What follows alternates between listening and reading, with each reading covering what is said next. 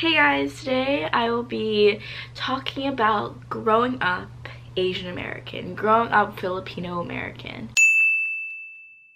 One of my favorite YouTubers, Amy Lee, aka Vagabond Youth, created this tag, these series of questions that anyone can answer. I watched her video, I watched Jen M's video. It's very interesting to see the different experiences that she has versus what I have or what some other Asian American has. I'm gonna go through these questions, talk about my experience, my upbringing, and I hope you enjoy. I identify as Filipino American. Both my parents immigrated here to America. My dad first arrived in California, my mom in New Jersey. And so, being born in America, I therefore am first generation American.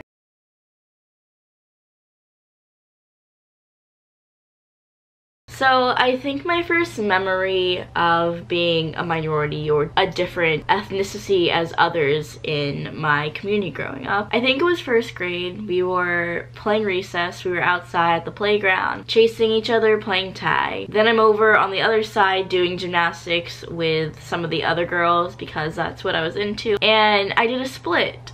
And this boy saw me do that, and he looks at me, points at me, and says really loud to everyone else at the playground, "Yo, this Chinese girl just did a split." And in my head, I was like, I'm not Chinese, what? And at that age, when I would tell kids that I was Filipino or my parents were from the Philippines, they almost didn't believe me because they didn't know it was a country. It was easy for people to pinpoint you as Chinese because, one, they don't care to ask what your ethnicity is. They automatically assume you're Chinese. And yes, he was a kid. He didn't know at the time, but it did offend me. And I remember another time when I was in Washington, D.C., and this is when I was pretty young as well. I was with my family visiting from California, and we were there to see the cherry blossom, you know, just walk around the city. And I remember we were leaving the parking lot and going towards this park area by the river. We came to this crosswalk and there was a tour bus right next to us, and the man driving the tour bus, who called out the window to us minding our own business, and he goes, "Ni hao." At the time, I did not know that meant hello in Chinese. I didn't know that. So I was confused because I thought he was saying meow, like a cat.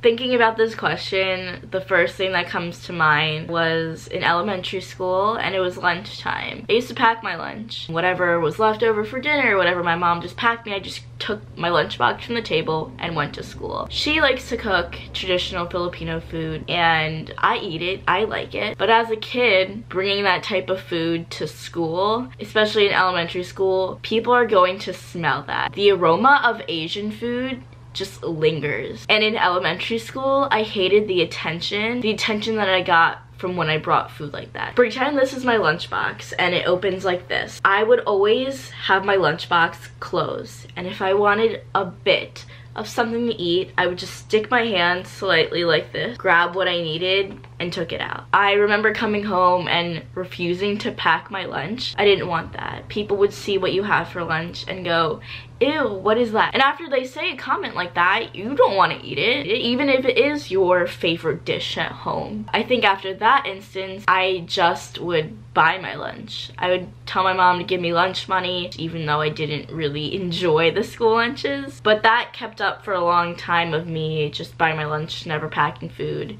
And I think that was the first instance of when I rejected my heritage because of the food, because people saw the food that I brought to school and didn't like what they were seeing. And so I, as a child who wanted to fit in, saw this as a bad thing. I wanted my parents to cook more American food. I wanted my parents to pack me sandwiches like normal kids' parents would. For a long time, I was not proud of who I was because of the repercussions I got from that. My parents, being from the Philippines, they had a pretty thick accent. When my friends growing up would talk to them, I would get nervous because I didn't want them to make fun of my parents for not speaking properly or clearly. In school, I never brought friends home. One, because yeah, I was embarrassed by my parents. I was embarrassed by the scent of my home because I remember one time someone came into my house and they told me it smelled like spices. And I didn't take that as a good thing. I was like, oh my goodness, my house smells like spices. I need to Febreze this place up or something. But I just never brought anyone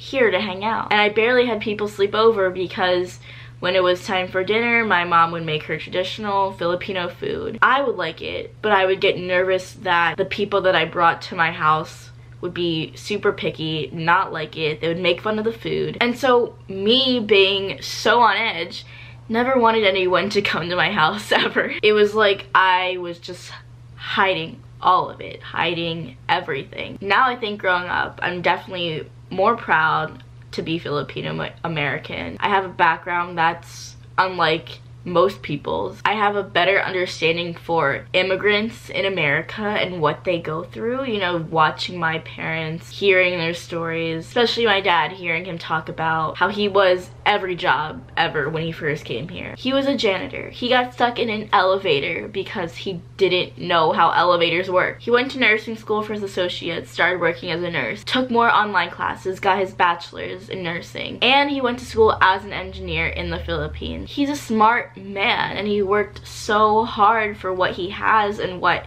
he's provided for me and my siblings. I just did not understand. Rather, I didn't even know about or cared to know about. But now I'm more proud of where I came from, more proud of what my parents have done to provide for a better life for me.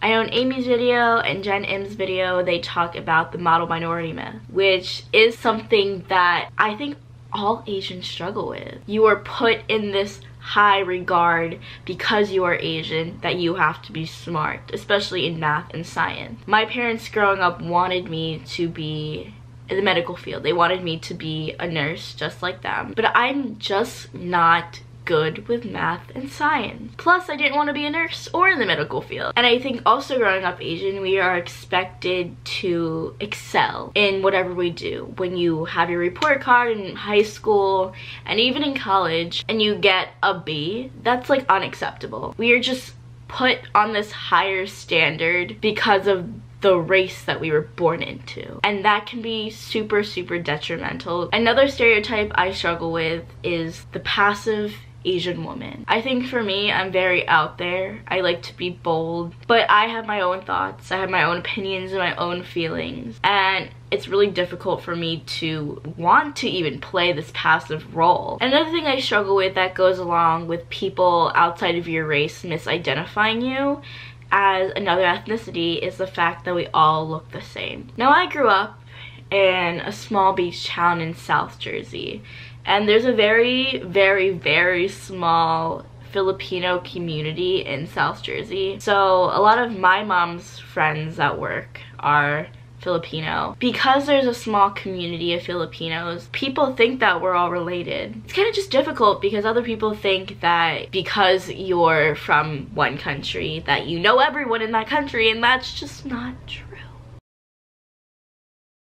So the national language in the Philippines is called Tagalog, and the Spanish rule in the Philippines for over 300 years. Many words in Tagalog are very similar or the same as the Spanish language. And because I was learning Spanish this past semester, I was able to understand bits and pieces a little bit better in Tagalog than prior to learning Spanish. That being said, I still don't know Tagalog. And it's kind of difficult because when I went to the Philippines about 3 summers ago with my mom, we went to the place where she grew up, so I have cousins there, aunts there, grandparents there, great aunts, whatever. Me being the one who didn't speak Tagalog, it was very difficult to communicate with my family members. They knew a little bit of English, so they would speak to me, but it wouldn't be a full in-depth conversation. It'd probably be like one question or two, and then they'd go back, turn to someone else, and start talking in Tagalog. And while we were there, my cousins who have been learning English in school didn't want to talk to me for the longest time. We were only there for 2 weeks, and they kind of were just avoiding me, especially in the beginning, because I think they were just embarrassed to speak English and to practice their English with me. So I think it just being my mom and I there and me not having the support of my other siblings, I didn't talk a lot during that trip. And it seems funny, but it's very hard when you want to communicate with your relatives, especially those from another country. You want to hear what it's like. You want to hear their experience, their stories. But when they don't want to talk to you or even try talking to you, it's very hard. So along with the language barrier, I think there's also a language barrier with my parents. Now, they've been in America for years. They speak Tagalog at home to each other. And sometimes when they're telling stories to each other, they tell it in Tagalog. And sometimes I'm curious and I want to know what they're saying. So I go, "Mom, what did you say?" And sometimes she registers that I'm asking her what she said, so she repeats it in Tagalog. And I said no, in English. And I feel because there is that language barrier, you're not fully communicating. And I think for me, learning that communication is very important. It's just difficult when your parents just prefer to speak in Tagalog, but you were never taught that. You were never brought up speaking Tagalog. Their reasoning behind it was that they didn't want us to have the accent that they had growing up here, and they didn't want our accent learning Tagalog to interfere with us learning English. In addition, growing up in an Asian household, you don't really have a strong communication in the first place. A lot of Asian people are more enclosed and to themselves, so I don't have those deep conversations with my parents. Also, not realizing what they've been through coming here, growing up in the Philippines, raising us here in America. It's all different. Growing up American in an Asian household, and when your relationship with your parents do not align with the relationship of your friends with their parents, you kind of start getting upset and questioning things. Why aren't we that close? Because of language barriers, maybe because of the fact that Asians are a lot of the times to themselves. Now I am 20 years old. I've definitely, I think since coming to college, I've wanted to explore that side of me more. I am nowhere near where I want to be with my heritage now, but I'm working on it, I'm growing on it, and I recognize now that it is something to be super proud of. What I want is to see, in general, more Asian Americans being represented, because we are freaking awesome. Let me just tell you that. I get the best of both worlds, all the food you could ever imagine, and I have this strong background being Filipino and the rich history. Like I said, the food. You got egg rolls and you got hamburgers. My favorite thing about being Asian American is also the pride. I feel like there is that pride to be both Filipino and American. You could be Filipino in a competition in the UK and your face will be on the Filipino channel, because that's how much pride they have for their people, whether you were born in the Philippines or not. And just some closing remarks, closing thoughts on me talking about growing up Asian American. In honor of Asian Pacific Heritage Month, I not only wanted to do this before, talk about being Filipino American, I wanted to also, just in general, celebrate me. Celebrate how far I've come in this journey of this feeling of rejecting everything that I am, because I was born American. I grew up in America. There may be some disconnect from me and the Philippines. Just because I wasn't born there doesn't mean I shouldn't feel the pride and show the support that I have for this country where my ancestors, my parents, everyone before me grew up, was raised. I hope you enjoyed that. You learned a little bit about me. I will put Amy's and Jen's video down below. Go check that out. We all have very different, yet at points very similar experiences. And maybe this is just a topic you've never thought about. And this isn't an ad or anything, but I just want to end with this one statement, that there is a movie coming out. It looks really good. I watched the trailer. It's called Crazy Rich Asians. It's an entire cast of Asians, and it looks like a very good rom-com. I think it comes out in August. That information will also be in the description below. But thanks so much for watching. If you enjoy this, please give it a thumbs up. Let me know what you thought down in the comments. If you wanted to answer some of these questions concerning your background, your ethnicity, please do so. I'll read it, I'll comment, or just make an entire video with these questions with your experience. Thanks so much for watching, and I hope to see you all in the next video.